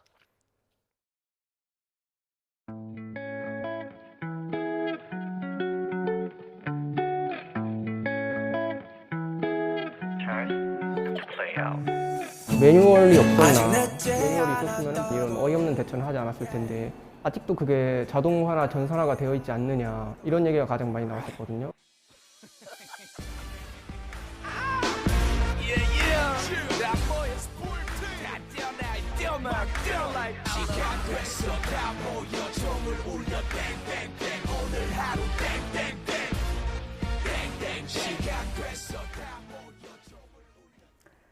예, 수능 시험장에서 그것도 1교시에 종료벨이 1분 30초나 일찍 울렸습니다. 피해를 본 수험생들이 집단 소송에 나섭니다. 이 소송을 맡은 김우석 변호사와 함께 자세한 이야기 나눠보겠습니다. 어서 오십시오. 안녕하세요. 김우석 변호사입니다. 네, 수험생들의 마음을 대변하고자 했더니 벌써 제가 목이 메기 시작합니다. 예, 저도 그렇습니다. 예, 양해 부탁드리고요. 경동고에서 시험 종료 알람이 1분 30초 일찍 울렸습니다. 일단 수험생들은 손해배상 청구 소송을 하기로 결정을 했는데 이 소송에는 뭐 몇 명이 지금 참여하는 건가요? 현재 44명이 참여하고 있습니다. 근데 제가 이 소송에 앞서서 오늘 인터뷰에 앞서서 꼭 좀 드리고 싶은 말씀이 있는데 네. 잠깐 말씀드려도 괜찮을까요? 그럼요. 말 편하게 하십시오. 예. 이게 지금 1분 전에 종친 걸 가지고 무슨 소송을 제기를 하냐 이런 목소리가 있고 1분이 아니라 1분 30초입니다. 네, 중요하죠. 30초. 1분이고요. 추가 시간을 준 게 1분 30초입니다. 아, 그런가요? 네. 예, 감사합니다. 정정해 주셔서. 예. 근데 이제 1분 전에 종친 걸 갖고 도대체 무슨 소송을 제기를 하냐, 국민의 혈세를 너희가 그런 식으로 낭비하냐 이런 시각이 있어서 네. 이거에 대해서 한 말씀만 좀 드리고 싶은 게 네. 이게 그 1분 전에 종치는 바람에 많은 학생들이 답을 여러 개를 그냥 일직선 같이 찍었습니다. 그리고 나서 이거에 대해서 고칠 수 있는 기회를 부여받지 못했어요. 예. 그래서 찍은 문제들을 틀렸습니다. 근데 수능은 한 문제 차이로 등급이 달라지고 등급이 달라지면 학과가 달라지고 대학이 달라집니다. 그럼요. 이런 피해를 입은 상황인데 예. 교육부는 이거에 대해서 왜 이런 일이 일어났는지 미안하다는 말, 학생들 다독이는 말, 재발 방지를 위해서 어떻게 하겠다는 말 한마디도 하지 않습니다. 지금 수능 시험이 있은 지 한 달이 지났고 성적표가 나온 지 지금 열흘이 가까이 되고 있습니다. 네. 아직도 한마디 하지 않고 있습니다. 이런 것에 대해서 학부모들 입장에서는 소송 외에는 할 방법이 없는 거고요. 저희가 이런 소송을 제기하면서 언론에서 좀 관심을 가져주시고 내년에 고3 수험생을 둔 학부모님들께서 관심을 가져주셔서 교육부가 다시는 이런 사고를 일으키지 않도록 재발 방지 조치가 잘 됐으면 하는 것이 저희가 이번에 소송을 제기한 학부모님들과 학생들의 마음입니다. 예, 1분이 결코 짧은 시간이 아닙니다. 이제 사실 뉴스로 치면 방송 리포트도 하나 나갈 수 있는 시간이기도 하고요. 단신 기사가 몇 개나 나가야 됩니까? 뭐 100m 달리기도 대여섯 번 할 수 있는 그런 시간 아니겠습니까? 네, 빠르시네요. 빠르게 또 오늘 출연도 이어가 볼게요. 댓글로도 상처를 받았고 아직까지도 해명이 없는 교육당국의 서운한 마음이 많이 있을 텐데 그렇다면 당시 그 경동고의 수능 시험장 상황을 저희가 한번 되짚어 보자고요. 일단 알람이 일찍 울렸습니다. 그런데 저는 아니 시계도 자동으로 알람을 설정할 수 있잖아요. 이게 그 자동으로 설정할 수 없는 거였던가 보죠? 그러니까 이게 타종 시스템이 저희가 이번에 좀 알아보니까 예. 자동으로 할 수도 있고 수동으로 할 수도 있고 자동으로 할지 수동으로 할지를 시험 보는 학교에서 선택하도록 되어 있었습니다. 그러니까 저는 이게 잘 이해가 안 가는 것이 21세기 IT 대한민국에서 인터넷으로 전 국민이 동일한 시간을 볼 수 있는데 자동 타종을 안 하고 수동 타종을 한다는 것 자체가 솔직히 좀 황당한 생각이 좀 들었고 예. 그리고 학교들이 수동 타종을 선택하는 이유는 학교 방송 시스템이 횡여나 오류가 날까 봐 수동으로 하는 거죠. 그런데 이 수동 타종을 하면서 정확하게 시간을 잘 챙겼어야 되는데 그런 게 못 챙긴 거고 일부러 그런 건 아니지만 예. 지금 사고가 일어났던 겁니다. 그렇군요. 그래서 이제 그 소송에 참여한 수험생과 학부모가 43명입니다. 43명. 네, 현재까지 43명. 예, 현재까지 43명이고 경동고에서 그 시험을 봐서 피해를 봤다고 생각하는 학생이나 학부모가 있으면 추가로 또 소송을 함께 참여할 수 있습니까? 그건 뭐 저희도 좀 생각을 해봐야 될 것 같고요. 예. 지금 현재 저희한테 소송을 맡기신 분들하고 상의해봐야 될 것 같은데 저는 뭐 웬간하면 참여하시면 뭐 이렇게 같이 할 수 있지 않을까 이렇게 생각하고 있습니다. 예, 알겠습니다. 실제로 제가 그 교실에 앉아 있었다면 너무나 당황스러웠을 것 같아요. 그래서 실제로 경동고에서 시험을 치르고 이번 소송에도 참여한 수험생과 저희 제작진이 사전에 좀 전화 통화를 해봤습니다. 그 수험생의 얘기를 직접 들어보고 오겠습니다. 1분 30초에서 2분가량 일찍 쳤던 걸로 기억을 하고 있어요. 종이 치는 동시에 이제부터 종이 종료된 후에 OMR을 체크를 하면은 부정행위다라고 말씀을 하시니까 이제 그 종이 치는 5초에서 7초 사이에 저는 그 남겨두었던 두 문제에 대해서 어쩔 수 없이 그냥 눈에 보이는 선진 하나로 밀 수밖에 없었어요. 왜냐면 걷는 도중에 중간에 한번 종이 더 쳤었어요. 영향이 없다고 보긴 힘들다라는 취지로 이해를 하면 될까요? 확실히 있었어요. 뭐 인터넷 댓글이나 아니면 이제 여론이 뭐 어차피 공부 못하는 애들이나 그렇게 마지막에 놔두고 이제 뭐 고친다. 아니면 이제 공부 잘하는 애들은 뭐 1분 31초 쳐도 상관없다. 뭐 이런 식으로 좀 이야기를 하는 것들에 대해서 좀 상처를 많이 받으셨던 것 같고, 짧다면 짧은 시간인데 사실 그 정시에서는 한 문제 내지 두 문제로 과가 갈리고 대학교가 갈리는 상황이다 보니까. 예, 이게 뭐 그 일부 사례이긴 하지만 제가 아는 공부 잘하는 학생들은 마지막까지 시험지를 다 봤었습니다. 그리고 제 기억에도 사실 수능 시험이라는 게 한 문제 한 문제가 참 중요한 것이고, 뭔가 2번일까 3번일까 막 헷갈리다가 종이 울릴 때 아유 이렇게 찍는 건데, 이게 1분이나 일찍 울렸으면은 수험생들이 얼마나 속상할까 싶어요. 일단 교육당국에서는 지금까지 해명은 없는 상황이고, 학교 측에서는 어떻게 해명을 하고 있습니까? 뭐 이 시험장 사고가 났던 학교 말씀하시는 예, 건가요? 일단 지금 제가 드리는 말씀이 이게 공식 발표가 아닙니다. 네. 교육부나 지금 이런 곳에서 이 사고가 왜 났는지에 대해서 공식적으로 발표한 건 전혀 없고요. 예. 저희가 이제 이거를 그러니까 개인적으로 알아보는 과정, 언론에서 취재하는 과정에서 들은 이야기입니다. 그래서 이게 정확한지도 솔직히 잘 모르겠습니다. 예. 그 태블릿 PC를 활용해서 시간을 체크하면서 타종을 했었는데 태블릿 PC가 80% 충전돼 있는 상태에서 갑자기 꺼졌답니다. 그러다 보니까 이거 시간이 어떻게 되는 거지 하면서 옆방에 있던 다른 시간 보는 기계를 갖고 와서 봤는데 예. 그때 급하다 보니까 시간을 잘못 보고 종을 쳤다는 거죠. 근데 저는 이 1분이라는 시간이 앵커님 말씀하신 것처럼 저는 어떻게 다가오냐면 마지막 1분까지 사력을 다해서 시험 보는 겁니다. 정말 열심히 공부하고 준비한 학생만 마지막 1분에 정말 사력을 다해서 시험을 보고 1분 동안에 헷갈린 문제의 마지막 답을 적고 예. 다른 문제를 풀다가 마킹을 하려고 남겨둔 그 시간입니다. 그 시간을 뺏겼고 그 시간에 일자로 그은 답을 나중에 수정할 기회를 부여받지 못했습니다. 이건 예. 정말 엄청 큰 피해라고 생각하고, 이런 피해가 일어났는데 교육당국에서 학생들한테 아무 말도 안 한다는 것이 저는 이 부분은 정말 잘못된 일이라고 생각하고, 예.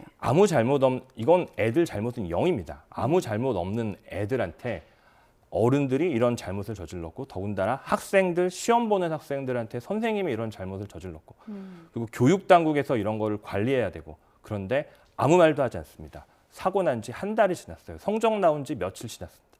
아무 말도 하지 않아요.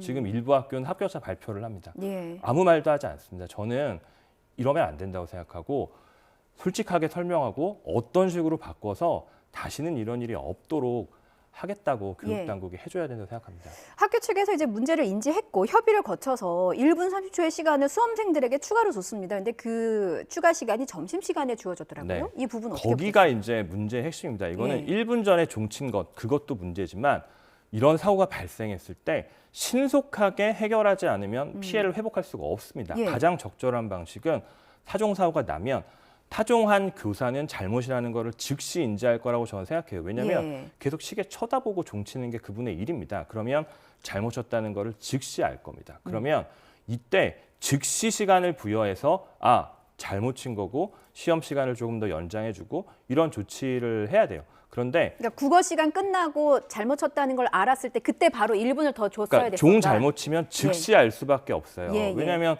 타종 교사는 시계 계속 보고 있는 거고요. 그 시계 보고 종 쳤으니까 자기가 잘못 쳤다는 거 바로 알아요. 이 사건의 경우에 1분 전에 치고 그다음 1분 후에 정시에 끝나는 시간에 종이 한 번 더 칩니다. 네. 이런 식의 혼란이 있는 상황에서 추가 시간을 어떻게 부여하고 추가 시간은 또 즉시 연달아 부여하지 않으면 네. 의미가 없어요. 왜냐하면 쉬는 시간이 한번 지나버리면 학생들끼리 답을 이야기할 수도 있고요. 그 다음에는 답안 체크한 거를 고칠 수가 없는 겁니다. 그래서 지금 1교시 끝나고 나서 휴식 시간이 있다가 2교시 시험을 보고 점심시간에 추가 시간 1분 30초를 줬는데 그때 답을 수정할 수 없게 만든 겁니다. 그럼 이게 어떤 현상이 발생하냐면 1분 남겨놓고 무작위로 그었던 학생들 입장에서는 정말 자괴감에 빠질 거고 절망감이 있을 거고 정말로 무력하고 눈물 날 거라고 생각해요. 그런 상황이 지금 초래가 된 거고 이 상황이 초래된 핵심적인 원인은 이런 식으로 타종사고가 났을 때 상의하지 않고 타종 교사가 즉시 안내 멘트를 내보내서 이렇게 하세요라고 말을 해줘야 돼요. 이거는 전국적으로 통일된 매뉴얼이 있어야 되는 거고 교육부에서 주관해서 이런 매뉴얼을 주지 않으면 타종 교사가 마음대로 이런 얘기를 할 수 없습니다. 그러다 보니까 타종 교사가 시험 본부랑 상의하고 교육청과 상의하고 이러면서 시간이 아마 지나갔을 거예요. 예. 그러면 이 피해는 회복이 불가능한 거죠. 이게 골든타임인 겁니다. 그렇군요. 수험생을 느낀 허탈감의 마음은 10분 이해합니다. 그런데 저희 반대 입장에서 또 얘기를 해야 돼서요. 그러니까 그 결과론적으로 1분 30초의 시간이 더 주어졌다는 게 점심시간이라는 게 굉장히 아쉬운 부분이긴 하지만 현실적으로 이제 보고 체계가 이루어지고 협의하는 과정에서 결국에는 고심 끝에 주어진 시간이 점심시간이었단 말이죠. 네. 말씀하신 것처럼 그 중간의 시간에 혹시라도 부정행위가 있을 가능성이 있기 때문에 점심시간에 다시 답안지를 체크하게 하는 것은 형평성에 어긋나지 않느냐라는 저 이제 지적도 그 있습니다. 시각에 대해서 예. 강하게 드리고 싶은 말씀이 이거는 애들이 부정 이슈를 할까 봐의 이슈가 아니라 이 사고가 났을 때 즉시 시간을 주어서 애들이 부정행위할 여지가 없이 잘못 사고 난 거를 수정할 수 있도록 하는 거. 예. 이게 중요한 거지. 이거를 제대로 안 해놓고 너희들 쉬는 시간에 이야기할 수 있었으니까 그 1분 30초 줄 때 고칠 수는 없어. 이건 말이 안 된다 생각하고 그리고 전 이런 얘기를 드리고 싶어요. 이게 종치고 나면 손을 내려야 되고 더 이상 네. 마킹하지 못하도록 합니다. 왜냐하면 전국적으로 시험 보는 거고 학생들 간의 형평이 중요하기 때문에 누구에게 1분을 더 줄 수 없기 때문에 그거를 부정행위로 보는 거예요. 지금 저희 소송에 참여한 학생들은 1분이라는 시간을 손해봤습니다. 예. 이거에 대한 책임을 물어야 된다고 생각합니다. 예, 알겠습니다. 저희 시간이 많지 않아서 좀 네, 짧게 네. 질문을 드릴게요. 1인당 2천만 원이라는 손해배상 금액을 책정하셨습니다. 이건 네. 어떤 기준으로 이루어진 겁니까? 뭐 직관적으로 말씀드리면 예. 학생들 피해 본 거에 대해서 적어도 최소한의 재수 비용은 줘야 되는 게 아니냐 이런 식의 생각을 했었고 다른 위자료들과 형평을 좀 감안을 했었고요. 네. 그리고 이 전에 3년 전에 있었던 사고에서는 지금 사고보다 훨씬 더 낮은 수준의 사고였었는데 그때 1인당 700만 원을 인정했습니다. 예. 그래서 그런 걸 감안했습니다. 그 말씀하신 3년 전에도 비슷한 타종 사고가 있었는데 여기서는 올해 4월에야 판결이 나왔고 1인당 700만 원에 말씀하신 네, 것처럼 네. 배상 판결이 나왔는데 이 판결을 토대로 그럼 승소를 자신하시는 겁니까? 이거는 100% 이길 수밖에 없는 거고요. 예. 학생들 잘못 0이고요. 시험 관리한 분의 잘못이 100입니다. 이거를 진다고 하면 법원이 문 닫아야 되는 거죠. 이거는 무조건 이기는 소송이고 예. 중요한 거는 위자료의 가액, 손해의 정도를 어떻게 볼 것인가 이 이슈라고 생각합니다. 그렇군요. 손해의 정도를 봐야 되는데 사실 이제 입증해야 되는 책임이 있습니다. 타종 사고로 인해서 수험생이 실질적으로 몇 점에 얼마만큼의 피해를 받는지 이 부분도 또 이제 법정에서 이제 증명을 해야 되는 일이 남아 있지 않겠습니까? 이게 그 수능 성적을 손해를 봤다라고 주장하는 수험생이 많은데 이거를 어떻게 입증할 수 있을지가 궁금하더라고요. 자, 일단 그 부분을 완벽하게 객관적으로 입증하기는 어려울 거라고 저는 생각을 해요. 그런데 예. 일단 1분 남겨놓고 일렬로 찍은 답안지들 그리고 그것 때문에 그 오답이 나온 것들 이건 분명히 성적에 영향을 미쳤다고 봐야 할 것 같고 예. 또 어떤 사람은 이런 사고에도 불구하고 성적이 올라가서 나온 사람도 있을 거라고 생각합니다. 평상시에 모의고사 성적과 비교해서요. 근데 저는 평상시에 모의고사 성적과 비교해서 성적에서 잘 나온 사람도 이 방해 행위가 없었으면 저는 시험 더 잘 봤을 거라고 생각을 합니다. 이게 시험 방해가 시험 성적에 얼마나 직접적인 영향을 미쳤는지를 객관적으로 입증하기는 어렵지만 방해의 정도를 보면 이게 어떻게 성적에 영향을 안 미치겠습니까? 혹시 1교시 사고여서 이제 수험생들의 이제 소위 말해서 멘탈이 흔들렸다라는 부분도 법정에서 어떻게 좀 쓸 수 있는 증언일까요? 강력한 이야기고요. 예. 1교시에 그 1분 동안 사람들 되게 억울했었고 그러고 나서 정시에 종이 치는 바람에 이게 타종사고가 났다는 걸 생각하고 학생들이 거세게 항의합니다. 학교 당국은 특별한 안내 멘트 없이 시험지를 다 걷었고요. 이것 때문에 일부 수험생들이 거칠게 항의하고 일부 수험생들은 집에 가버립니다. 이런 상황 속에서 2교시 시험 보기 어려웠고요. 실제로 어려웠었다는 말을 하는 사람들이 많고 예. 또 점심시간에 추가 시간 1분 30초를 주면서 점심시간에 25분이라는 총시간을 뺏었는데 그래서 학생들은 25분 동안 밥 먹고 3, 4교시 시험 봤습니다. 예. 이게 어떻게 영향이 없습니까? 그렇군요. 저희 질문 딱 2개만 할게요. 자, 먼저 그 앞서 타종 교사가 사고가 났을 때 즉각 인지하고 주도적으로 좀 사고 대응을 해야 하는 매뉴얼이 있어야 한다라고 지적을 해주셨는데 그런 네. 매뉴얼이 없는 겁니까? 왜냐하면 타종 사고가 이번이 한 번이 아니거든요. 네, 교육부는 있다고 말을 하는데 예. 저는 이런 말씀을 드리고 싶어요. 매뉴얼이 있는 게 중요한 게 아니라 작동 가능한 실질적인 매뉴얼이 있는지가 궁금합니다. 만약에 이 사건에서 타종 사고가 나서 타종 사고를 일으키는 교사가 즉시 안내 멘트 내보냈으면 이렇게 피해 커지지 않아요. 근데 즉시 안내 멘트를 내주고 시험 본부나 교육청에 보고할 여유가 없습니다. 예. 보고하지 않고 안내 멘트 낼 수 있는 매뉴얼인지 저는 잘 모르겠습니다. 예, 그런 매뉴얼이 공개될 필요가 있다라는. 저는 공개될 거죠? 필요 있다 생각하고 교육부가 비공개라고 말씀을 하시는 걸로 알고 있는데 예. 저는 그게 왜 비공개인지 잘 모르겠습니다. 그렇군요. 예. 예, 이해가 됩니다.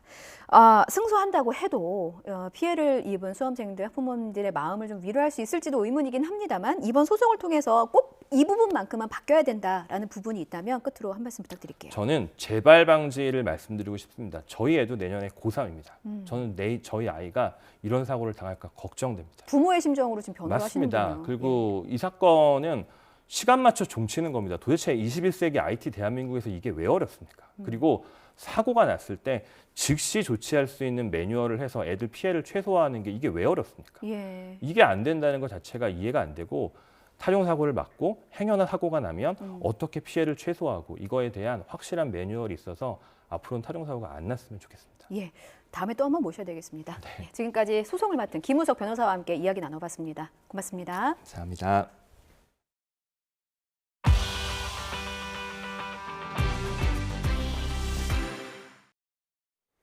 네, 조금 전 들어온 소식 먼저 전해드리겠습니다. 한미일 미사일 경보정보 실시간 공유 체계가 오늘부터 정상 가동됩니다. 국방부는 신원식 국방부 장관과 로이드 오스틴 미국 국방장관, 기아라 미노루 일본 방위 대신이 이와 같은 과제의 연내 완료 방침에 합의했다고 밝혔습니다. 또 내년부터 시행될 3자 훈련 계획과 관련해서도 세 나라가 상당한 진전을 이뤘으며 이번에 수립된 훈련 계획을 통해 향후 3자 훈련을 정례화하고 더욱 체계적이고 효율적으로 훈련을 시행해 나가겠다고 덧붙였습니다. 다음 뉴스입니다. 신원식 국방부 장관이 북한이 도발을 계속한다면 이른바 참수 작전으로 불리는 한미의 적 수뇌부 제거 훈련을 할 수 있다고 경고했습니다. 신 장관은 어제 한 방송에 출연해 김정은이 가장 두려워한다는 참수 작전 훈련이나 전략 자산 추가 전개를 할 수 있느냐는 질문에 참수 작전 훈련은 공개적으로 말하긴 어렵지만 두 가지 다 옵션으로 고려하고 있다고 밝혔습니다. 이와 관련해 북한 조선중앙방송은 오늘 노골적이고 위험천만하게 극대화되고 있는 엄중한 정세 대처에 노동당 중앙군사위원회가 강력한 경고성 대응 조치를 취할 것을 명령했다고 주장했습니다. 그러면서 어제 쏘아 올린 ICBM은 화성 18형이라고 확인하고 최대 정점 고도 6,518.2km까지 상승하며 1,002.3km를 73분 58초간 비행해 동해 공해상 목표 수역에 정확히 탄착됐다고 주장했습니다. 네, 이번에 북한이 쏜 ICBM은 거리상으로 미국을 타격할 수 있는 수준인데요.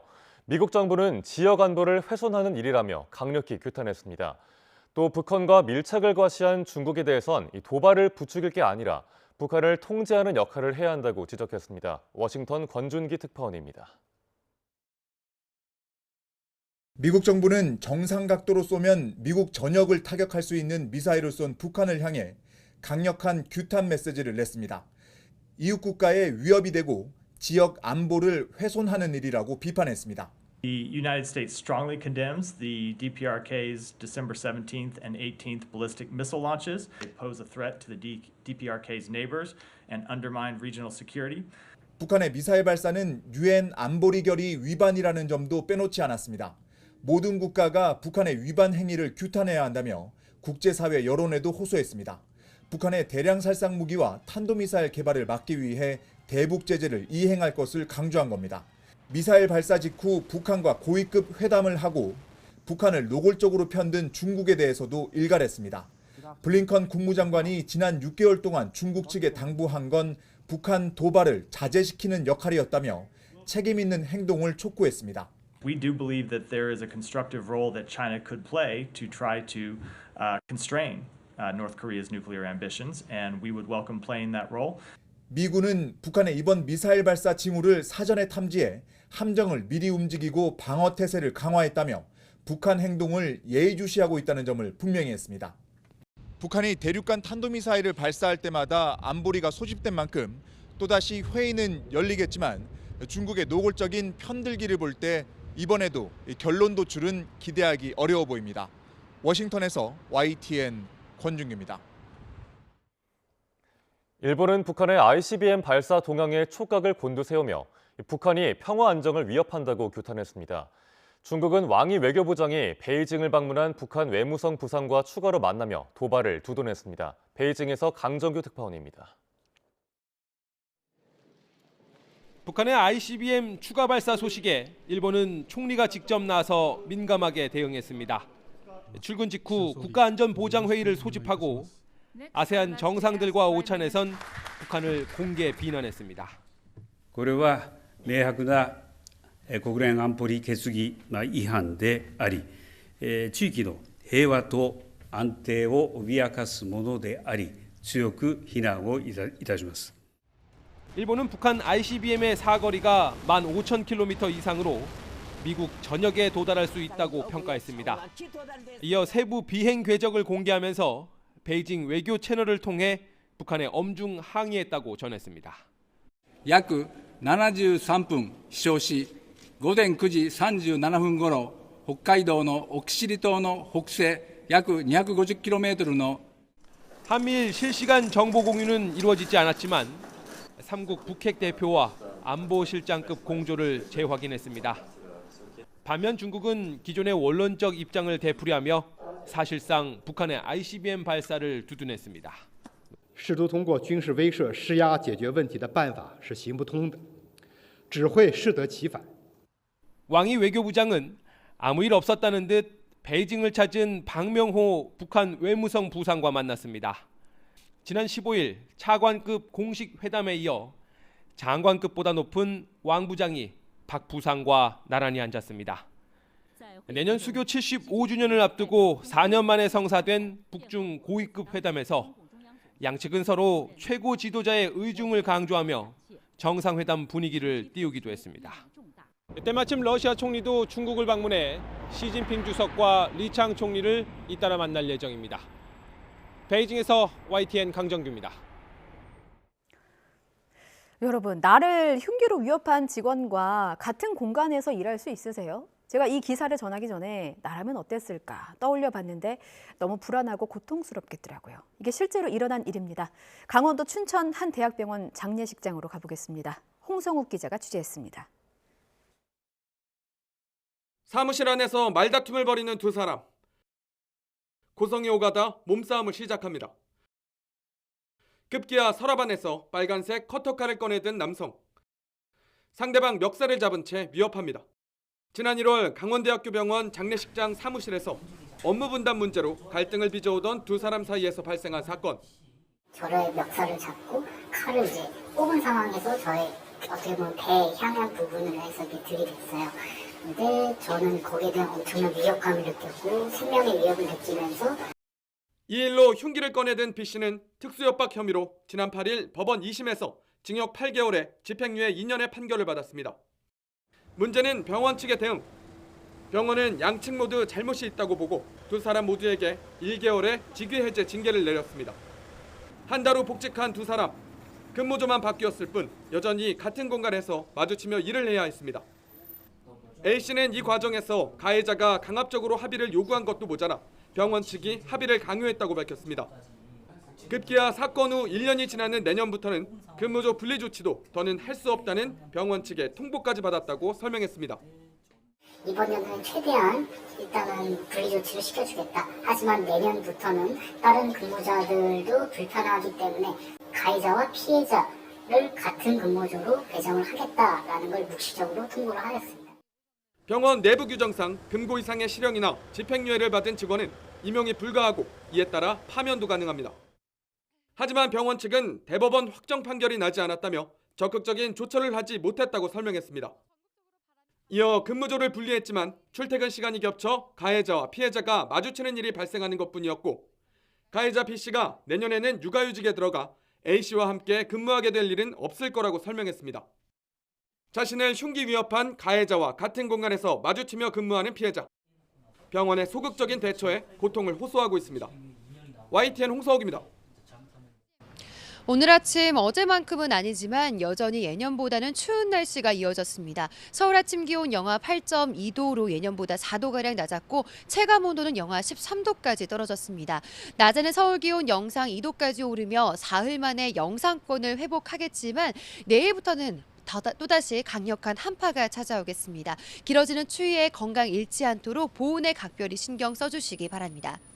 오늘 아침 한파특보가 내려진 경기와 강원 곳곳으로 기온이 영하 10도 안팎까지 떨어졌습니다. 대관령 기온 영하 13.7도까지 내려갔고요. 철원 영하 12도, 파주 영하 11.1도를 기록했습니다. 낮에는 서울 기온이 영상 2도, 대전과 전주 3도, 안동 5도로 어제보다는 높겠지만 예년 기온을 1에서 3도가량 밑돌겠습니다. 오늘 낮 동안 하늘에는 구름만 다소 지나겠습니다. 하지만 퇴근길 무렵부터 중서부 지방에 눈이 내리겠는데요. 눈은 내일 충청 이남으로 확대하겠고 서해안 지역에 매우 많은 눈이 쏟아지겠습니다. 전북 많은 곳에 15cm 이상, 충남 서해안과 제주 산간에 10cm의 큰 눈이 내리겠고요. 서울 등 중서부 지방에도 1에서 5cm의 눈이 예상됩니다. 퇴근길에는 미끄럼 사고에 각별히 주의해 주시기 바랍니다. 서해안과 제주도의 눈은 주 후반까지 길게 이어지겠습니다. 특히 내일 낮부터 또다시 북극 한기가 남하하며 목요일 설 아침 기온 영하 15도까지 곤두박질하겠고요.